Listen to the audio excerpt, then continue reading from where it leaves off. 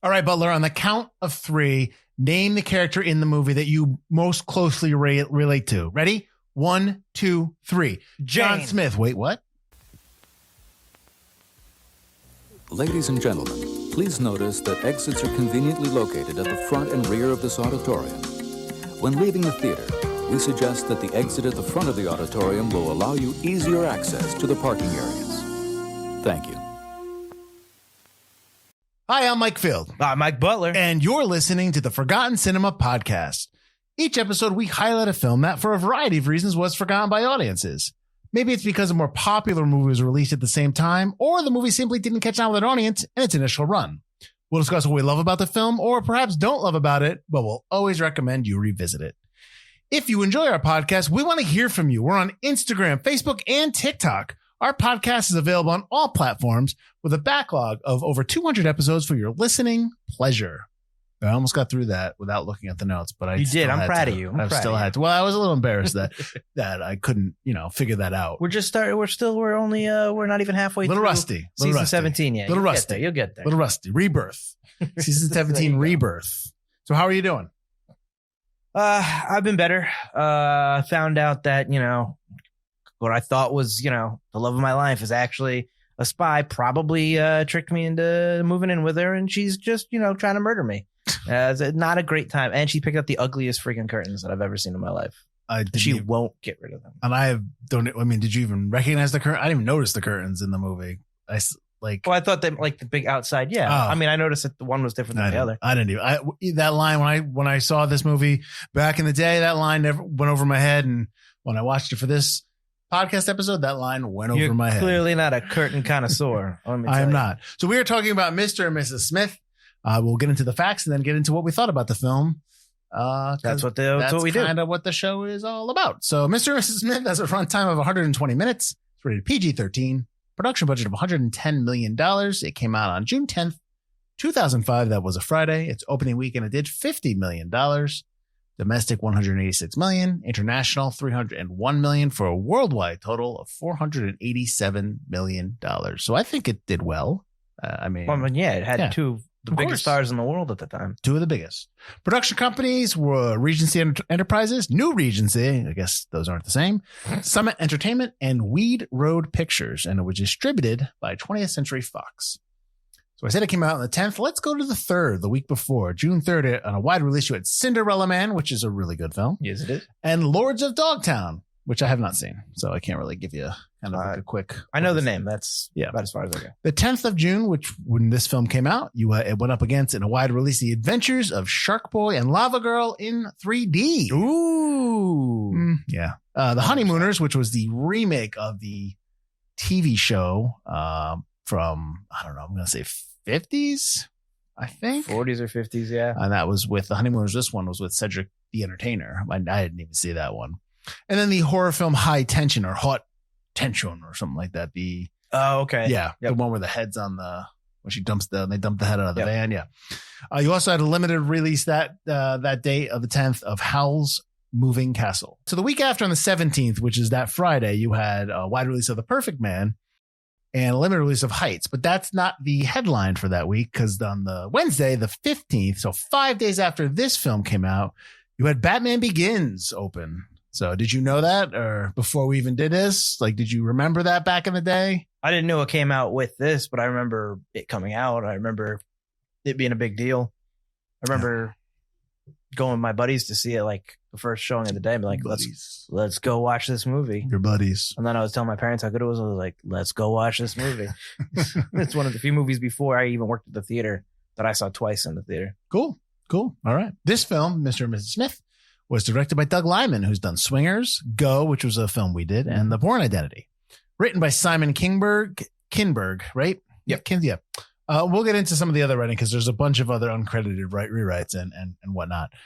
He was nominated for an Oscar for The Martian. He also wrote Logan and the Sherlock Holmes, the Guy Ritchie Sherlock Holmes, the first one. Cinematographer was Bohan Bazelli, who's done The Lone Ranger, which was an episode we did, Butler. Yes, sir. The Ring and Rock of Ages, a personal favorite of mine. Composer was John Powell, who was nominated for an Oscar for his work on How to Train Your Dragon. And he also did Solo, a Star Wars story. Did you know that? I probably know. I believe he also Probably. does the Bourne movies as well. Don't have that here, so it doesn't count. Okay. But I'm sure you're right. Edited by Michael Tronick, who's done Son of a Woman and the 2007 movie Hairspray. And then produced by Lucas Foster, Akiva Goldsman, Eric McLeod, Arnon Milchan, and Patrick Wachsberger. Foster has done Man of Fire and Morbius. Ooh. Goldman has done, he won an Oscar for writing A Beautiful Mind. He's also, I didn't realize he produced Constantine. McLeod has done Tropic Thunder, great film, Godzilla, Times Kong of the New Empire, X-Con, whatever. We couldn't figure that out during our now showing episode. Arnon Milchan, is not nominated for an Oscar for The Revenant and LA Confidential. And Patrick Wachsberger won an Oscar for Coda. Did you ever see Coda? No, because it was on Netflix. And I don't really watch Netflix. Side note, funny thing about that movie, when it came out, everyone loved it. And I watched it and I was like, that's fine, whatever. I remember it was a critical darling. Yeah. And now, like, there's like people like are like, now that it's been some time, I don't really like Coda that much. Like all of a sudden, people are just like, why didn't you say it back then if you didn't like it? Who cares? This movie, as Mike alluded to, had two big time stars at the time, Brad Pitt and Angelina Jolie. So they played John Smith and Jane Smith, respectively. Brad Pitt has won an Oscar for Once Upon a Time in Hollywood. He's been nominated for The Big Short, Moneyball, and The Curious Case of Benjamin Button, and 12 Monkeys. Angelina Jolie has won an Oscar for Girl Interrupted, and she was nominated for one in Changeling. She's also done Salt and Maleficent and the Maleficent sequel, which I don't remember the name of. What is it? Mistress of Evil or something like that? I don't know. You ever saw him? I saw the first one. I've only seen bits of the second one. Interesting. Vince Vaughn plays Eddie. He's in Swingers, Wedding Crashers, and Couples Retreat. Adam Brody as Benjamin Dans, the Tank. He's in the TV show The OC. He's in Ready or Not and In the Land of Women. Kerry Washington as Jasmine. She's the only one she's in the group that Jane is in, like the Hitmen group or something like that. Yeah. She's really the only one she talks to more than once, I think. Yes. And the only one that's kind of established as her actual. And and like sometimes you see Stephanie Marsh in there, and who, if you might recognize her from like Law and Order SVU, I think. Yeah. She has a couple lines of dialogue, but everyone else, you Michelle see Monaghan's them in there, but she's like got a really bit part. She's an IT person on the side of John, so yeah, she helps him bust into like a laptop. So Kerry Washington's in Django Unchained. She's in the TV show Scandal, and Keith David you see there briefly in the computer as screen. John Smith's boss, and then as Jane Smith's boss, and John's boss is Angela Bassett, who you only hear by voice. You also have William Fichtner's voice, who plays the psychiatrist who bookends the movie. So, I mean, it's really a small cast. You know what I mean? Indeed. There's really we can get into it. I mean, I know what you kind of thought because you kind of told me a little bit. So, why don't you go ahead and start? Why don't you kind of give me the headline? I'm not a huge fan of this movie. I wasn't a fan in 2005. I never thought it was as fun as people say. I don't think it's as clever as people say. But that was in 2005. So I was 14, 15. So I was like, maybe I'll give it another try now. Although I don't know why I would have liked it more if I didn't like it when I was a teenager watching Guns and Angelina Jolie. But I like it less now as an adult, actually. So I still was not a fan of the film in general. I think there are a couple of good moments. But other than that, I think the film really, I don't know how many revisions it had, but clearly it wasn't enough. There's stuff on the cutting room floor, apparently, which we'll probably get into with our notes, that I think probably should have been added in. But I don't think this has a story. I think this was a series of moments that they just thought would look cool on camera and in the film, backed with a big time star and another big time star and a whole bunch of money. And they just thought that would equal success, which clearly it did, but not big enough to get a Mr. and Mrs. Smith 2 or 3 or 4. It just it is what it is. It's not a terrible movie. It's an easy watch, but I'm not thinking on this one. So let's talk about the script a little bit. So the script went through 50, according to online, the script went through 50 drafts, and uncredited writers included Jez Butterworth, John Henry Butterworth, Carrie Fisher, who's obviously a well-known script actor, Akiva Goldsman, which is probably why he's producing it, Ted Griffin, Kieran Mulroney, Michelle Mulroney, and Terrence Winter. And that's probably not all of them, too. I'm sure there was more. So the script already has gone through a ton of things. So remember that. And then I have a note that this script was also Kinberg's thesis for his master's in fine arts. Okay. So now you're assuming that Kinberg wrote the original script, right? That's what we're hearing here, right?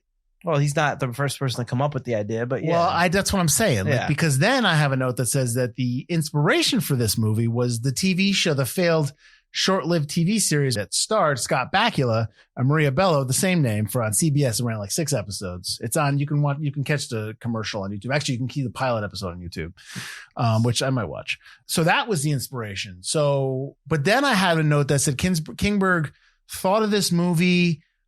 Just like he came up with it at some point, like he thought it would be interesting to do this. I can't remember where. So I was like, so who wrote this movie? So like, where did this movie come from?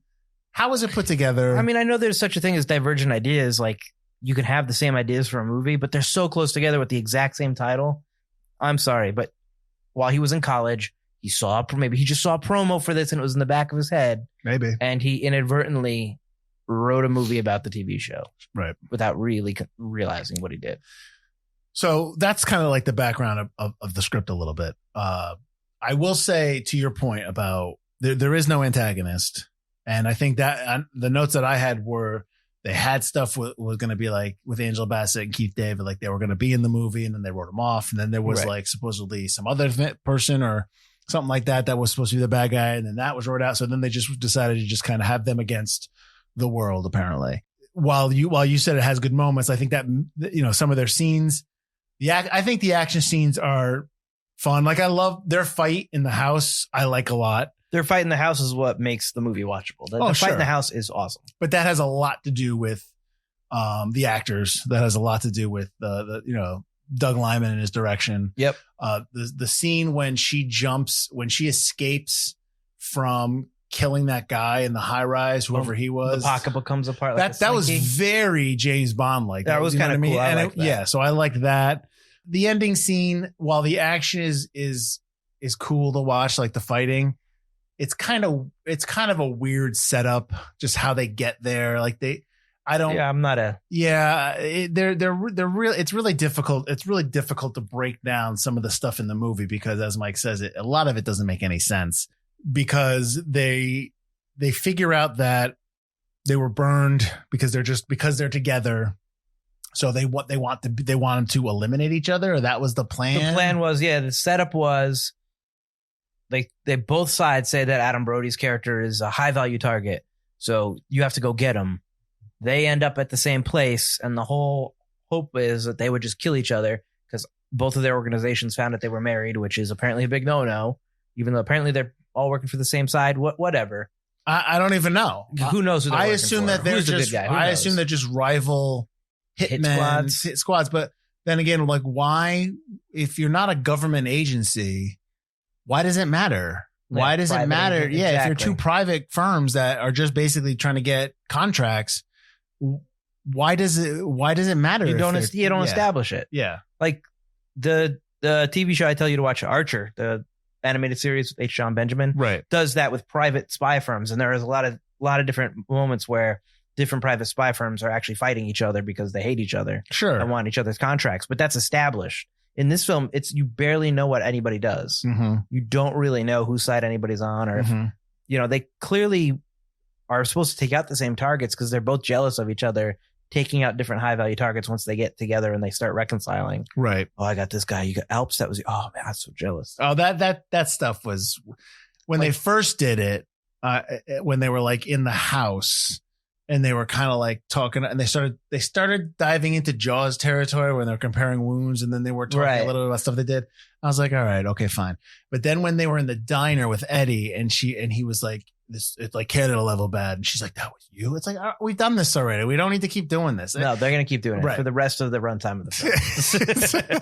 So yeah, it was a little just enough already. Again, like I can't sit here. I can't defend any of that. I can only tell you that I like the action. Like I said, the house stuff, and I like the stuff in the car when I like the moment when she's like, oh, my parents are dead. And he's like, who was that guy? It was a paid actor. I told you. I said that he was in Fantasy Island. Like that stuff. Like just stuff like that. Like that I really liked. Give my mom a bad gift for her birthday. She's an actress. When John when John goes to Eddie after like he's trying to hide out, he's venting, and Eddie's sitting there in his kitchen. He's like, and he's talking about, it's like, it's all your life's a book. In the first 150 pages, Johnny has been a clown. And he's just like stuff like that. Like, so there's stuff there that I like. But if you popped in, it's almost like if you popped into this movie in 10-minute parts, like, oh, you would walk away going like, I really want to watch that film. That looks really good. It looks funny. Oh, that looks like it's good action. But when you sit down and watch the whole thing, you're just like, what? None of this makes sense. Like we set up, we go to the end and we're in our home goods or homemade store. What is it? Homemade? Homemade. Yeah. Cause the M goes to the next. Yeah. We got our duffel bag of weapons and our armor, our protective gear, which I don't remember how they got, but I guess they got anyway. Yeah, you don't see how they get it. And they put them on, they're ready for battle, and she sees the suit and they decide to change into suits. Like put suits on top of her. Which makes no sense. Which is so stupid. And then they're right on top of us, but we have time to declose mannequins. And then 5 minutes later, as they're shooting people and taking guns, and then she's gonna go get the knife, she takes the jacket off because she has no movement. So clearly, I mean, like, why? And then she throws the knife in his leg. Goes through, and it's like, oops, like she did it on purpose. But what? Why? Yeah, we're past that point. Yeah, exactly. You've already established you're working together. Now you need him alive to take out the bad guy. You're so good with chucking knives and pinpoint accuracy. And then there's only two guys behind him. You throw a third knife into his leg for no reason. Like, it's just to have that moment. We're going to talk about this. Yeah, it's just to have that funny moment. And I think a lot of the decision making, actor wise and, directing wise, is because like, oh, this would be cool. Oh, this would be that seems fun. like, yeah, that's the whole movie is just when we shot it, when we did our movie, Save the Forest, back in 2003, we shot that. Oof. Yeah, we did. 2003, August of 2003. We had a kid on set, and I don't remember his real name, but I remember the name we gave him because he would always come up to me and he'd always be like, it'd be a cool shot if we did this. Yeah, okay, all right. And he said it all the time to me. We used to call him Cool Shot because he always had a cool shot. This is the same kid that when we had the monitor, which we were renting, and he started to run with it and jump, and we were like, what are you doing, man? We got to pay for that. If and he broke my parents' screen door because he walked through it. He fell through it or something like that. So. But it was a good shoot. But anyways, it's like that. It's like I feel like they're just like, oh, this would be cool. Let's do this. Oh, this would be funny. And yeah, that is, but it doesn't really help to the story or anything like that. Right. Yeah.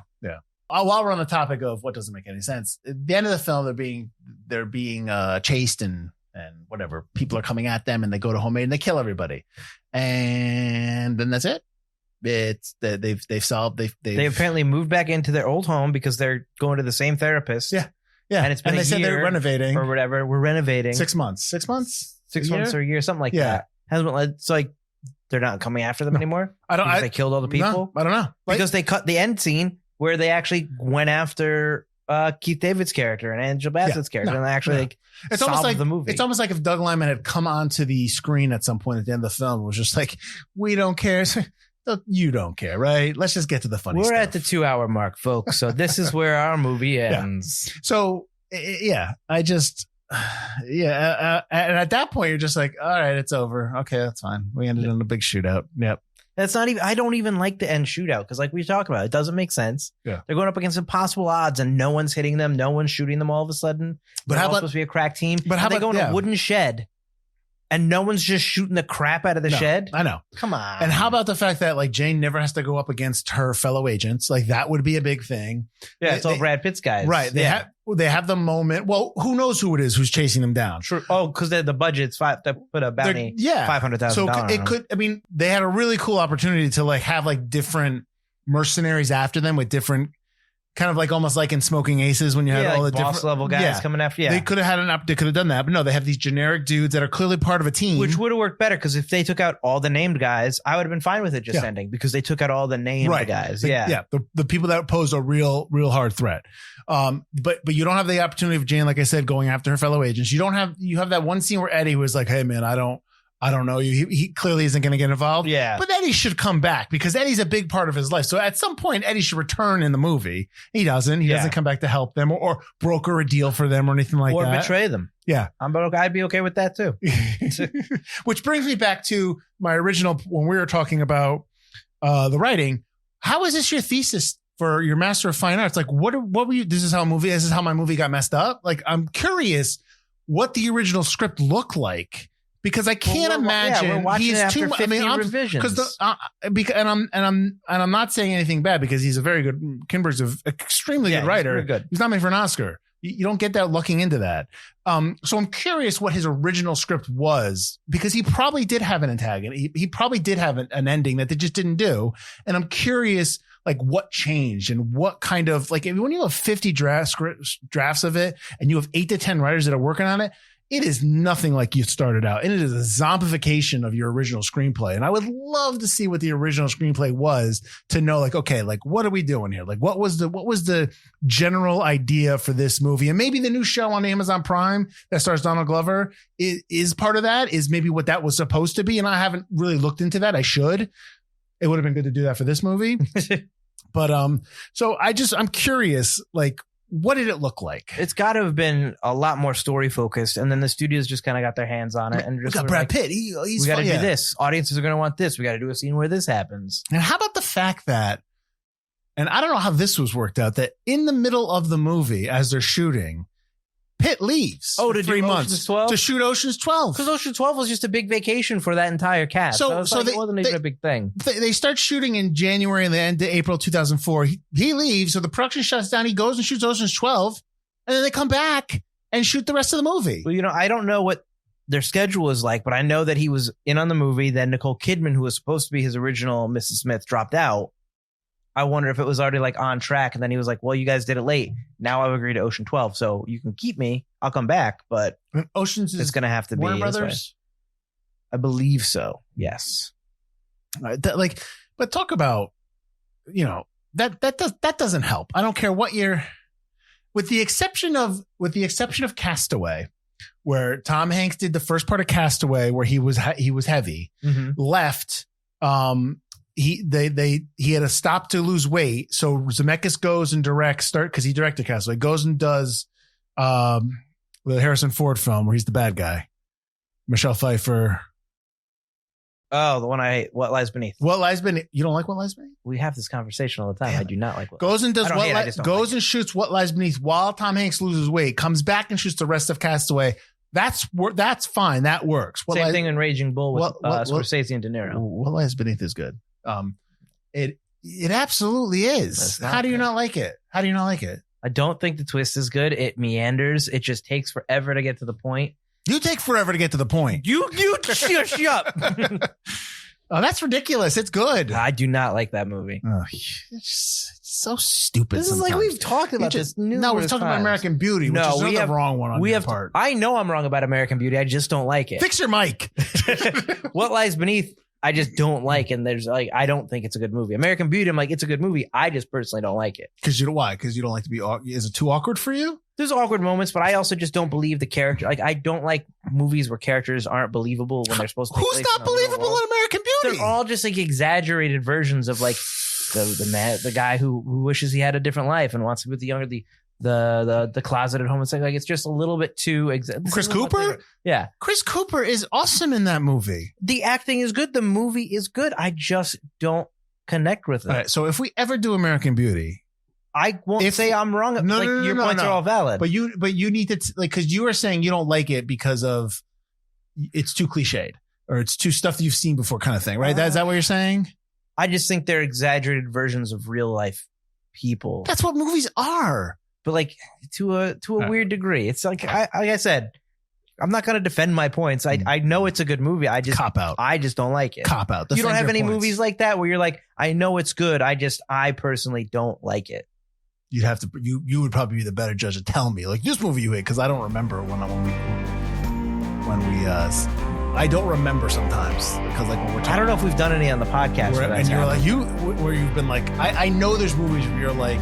There's movies I love that you don't like, and I'm like, and you go to me like, and you hate it, and I'm like, I do, like oh yeah, like I don't remember. So there's times when that happens to me. Not that I'm like, I can't remember. It's too old. I just don't.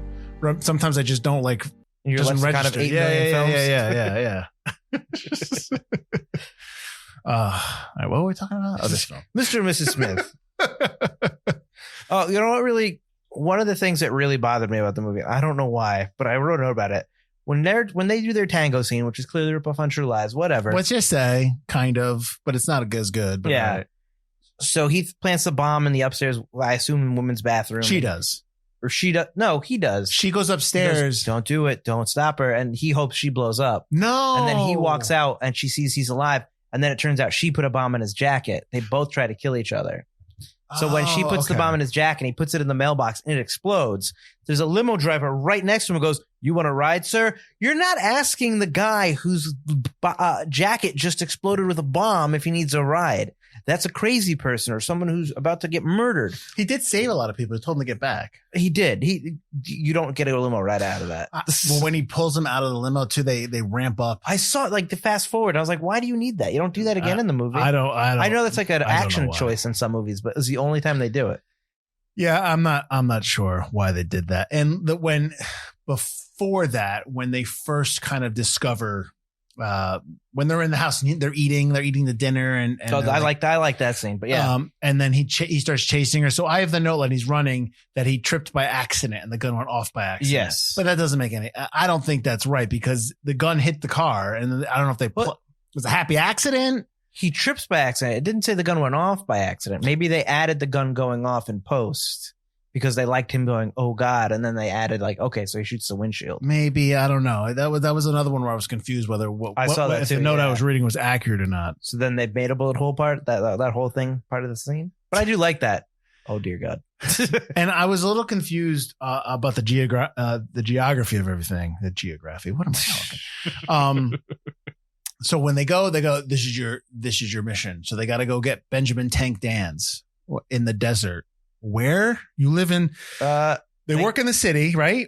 They work in New York City. I think it's Arizona or Nevada. They show it on when they zoom in on the map. But they work in the city. They work in New York City, both of them. But they both have jobs that require them to travel all the time. Yeah, and I get their excuse. I get that, but they both work in the city. We're assuming they live in Connecticut. I assume Connecticut Jersey, or a little upstate Westchester, New York. something like that. Okay. They go to Arizona, wherever you say they go, Nevada, and they get back. It's the same day when they get back. Like, I don't know the time, like where how far they come from. Is the same day when they get back. When they get back, neither of them are at home. They're both in their respective HQs. Right. So who knows? Maybe I assume they cut their trip short because they fail at getting Brody's character, the tank. So they're back and then they come home and they're like, okay. Because in the next scene they come back, it is the dinner scene. Yeah, it's all over the place. We'll get into some other stuff. I got a couple other facts that we can talk about, but I wanted to get to some, you know what I like to do. I like to give you some reviews. Okay. So Daniel Saney of Digital Spy gave this movie 4 out of 5 stars, Butler, saying, quote, "Its ideas are often borrowed and it's hardly deep and meaningful, but it's a fantastically fun film." End quote. I didn't think it was that fun. There's a million other films just like it that you could watch that are far more fun and meaningful. Here's a negative one that you'll agree with. Yes. I think. Mick LaSalle from the San Francisco Chronicle, who I often have quote him as with negative reviews. He described the film as, quote, awful, and stated that the tiny smidgen of cleverness on display here is contained entirely in the premise. The follow through is non-existent. It's a great idea, except they just don't do anything with it. Yeah, but there are scenes that are good. I wouldn't say it's awful. I think it's not very good. I have a lot of problems with it, but I wouldn't say, oh, it's awful. If you're like, I like Mr. and Miss Smith, I'd be like, all right, I guess. Yeah. So we mentioned that the new show's out. There's a new iteration of it on Prime Video, it's probably like an 8 to 10 episode series with Donald Glover. It's more serious though, right? From what I've seen, it seems less jokey, but I have not actually watched it yet. I do want to watch it. So we talked about how there was one from the 90s with Scott Bakula and Maria Bello. There actually was another one in 2007 that Kinberg wrote and Lyman directed the pilot, and it was going to be on ABC. It was going to have Martin Henderson and Jordana Brewster as John and Jane. But like they didn't, I guess it didn't go well. The pilot wasn't approved. ABC decided not to commission the series, and it was just kind of like that was it. It was over. In 2010, both Angelina and Jolie and Pitt were asked about the sequel. This is probably at the time when they were still together. And I guess Jolie said that, we did ask somebody to look into it. on if they could do a sequel, but there wasn't anything, I guess, original. It was just like, oh, they're getting married, they've got kids, and they get separated. So it wasn't something like, it wasn't interesting enough for them. Where else would you go? It wasn't interesting to begin with. I always say that I prefer movies over TV. So that's kind of like old hat over here, but I would prefer if you're going to remake it as a movie and see what you can do there with an actual antagonist. That would be good. I'm interested in the TV show. I like Donald Glover. So, well, you're never going to get to it because you don't get to anything. Well, also, Elise says, I want to watch it with you, which really means I'll never watch it because the episodes are more than 30 minutes. Two things I noticed in the film, kind of like outside the film. You noticed, well, I didn't know. The first one I didn't notice. I had to be told. And then when I watched it, I was like, oh, yeah. The shot of the helicopter in the beginning is actually from Clear and Present Danger, not from, it's supposed, they're flying over Bogota. And so I rewound it, and they show the helicopter going in.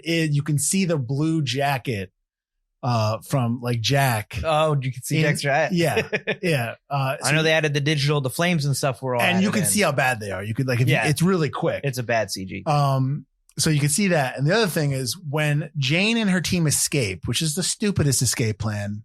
When they shoot, it's very Men in Black, like the tech that they have is very like Men in Black. So when they shoot the grappling hooks across the way to the building and they go over there, I'm pretty sure that building is the building in Wanted. It is the building in Wanted. Yes. Because that was my first thought, was like, this is the same shot in Wanted when he jumps across the building. I had the same exact thought. We're Wanted. And we did that in season 1. We did do that in the season 1 episode. Oh, was it a season 1? I think so. Classic. It's better than this one. Yes. So I guess we're saying that would you not recommend this to anybody? And if you've never seen it before and you like fun action movies, I guess I'd be like, oh, I'm going to watch Mr. and Mrs. I wouldn't stop you, but it's not one that I would put ahead of other action films. I would put it pretty low on the list. It's pretty low on the list of, if somebody's asking, give me the top 5, 10 Brad Pitt films, it's definitely not in there. Yeah. It's not on the list there. I mean, I probably haven't seen, I was thinking about when I was watching this film, I don't think I've seen a lot of Angelina Jolie's movies. You haven't. So have you seen Salt?